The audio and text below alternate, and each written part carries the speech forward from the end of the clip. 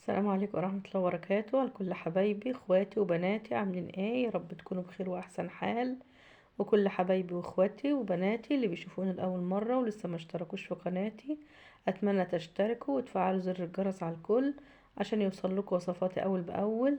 ان شاء الله ما هنعمل مع بعض النهاردة العزازية الدمياطي بطريقة سهلة وبسيطة ومكونات متوفرة معانا في كل بيت. هتطلع معاكي في منتهى الجمال، طعمها وريحتها جميلة جدا مالية الدنيا، وهتعجب كل الأطفال والكبار وهتعجب كل العيلة إن شاء الله. هنعملها مع بعض بطريقة سهلة جدا وبسيطة زي ما قلتلكوا. يلا بينا على بركة الله نبدأ وصفتنا. معانا دلوقتي مية بتغلي على النار، هنحط في قلبها كوباية مكرونة، أي نوع مكرونة عندك تستعمليها، صغيرة كبيرة أي نوع. ونقلب المكرونة كويس ونفضل نقلبها كل شوية ونبص عليها كده لحد ما تستوي. احنا عايزينها تستوي كويس جدا، مش سلق عادي، احنا عايزينها سلق جامد جدا لدرجة انها تحس ان هي مكرونة معجنة معاكي، يعني تحس ان هي خلاص عجنت كده واستوت وشربت كل كمية المية اللي انت حطها لها، وتبقى معاكي بقى بالشكل ده. خلاص كده يبقى تمام استوت. تطفي عليها ومعانا كيلو ونص من اللبن او اللبن الحليب.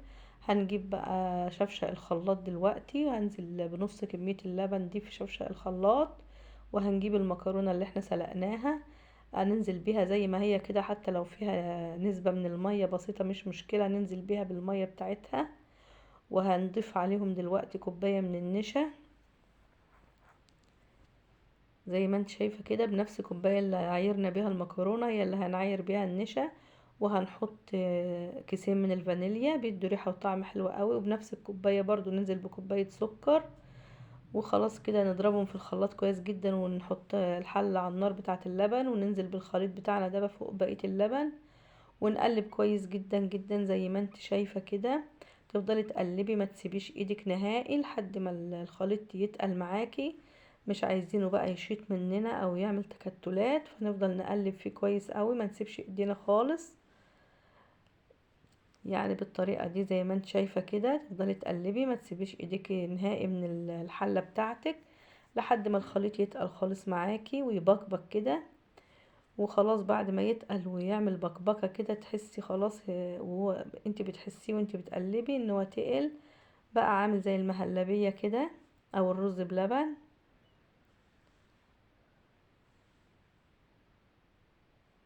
زي ما انت شايفة كده ما بنسيبش ايدينا، اهو تقل خلاص معانا وعمل البقبقة اهي اللي انا قلتلكوا عليها. خلاص كده يبقى تمام، تطفي عليه ونجهز بقى الصينية بتاعتنا اللي هنصب فيها وندهنها بالزبدة. ونصب بقى الخليط بتاعنا في الصينية زي ما انت شايفة كده، ونسيبه حوالي 5 دقايق بس يبرد. واول ما يبرد هتحسي ان هو وشه نشف كده وعمل زي قشرة على الوش كده، خلاص عشان نعرف ندهنه. بتجيبي معلقتين من الزبدة بقى وفرشة وتدهني الوش كويس كده. لو ما عندكيش زبدة عادي ينفع سمنة او اي حاجة عادي، بس الزبدة بتخلي طعمه حلو جدا، يعني بتعزز الطعم وتخلي العزيزية معاكي طعمها حلو اوي في منتهى الجمال. تدهني الوش كله كده زي ما انت شايفة بالزبدة، وشوية سكر بقى وترشيها مع الوش كده فوق الزبدة، يعني بايديكي كده بمعلقة زي ما تحبي يعني. خلاص كده رشينا كل السكر على الوش، سكر عادي مش بودرة ولا حاجة، وندخله على فرن سخن. بتاخد من ربع ساعة ل20 دقيقة وتطلع معاكي بالجمال اللي انت شايفاه ده.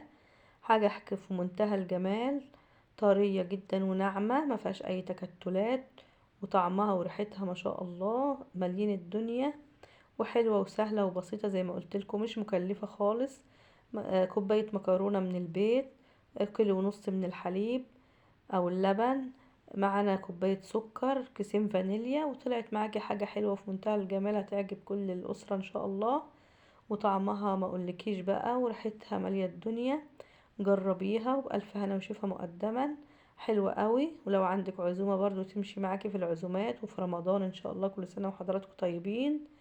جربيها وقولي ايه رايك فيها في التعليقات، وما تنسينيش بقى باللايك والسبسكرايب، وفعلي زر الجرس على الكل عشان يوصلك وصفاتي اول باول.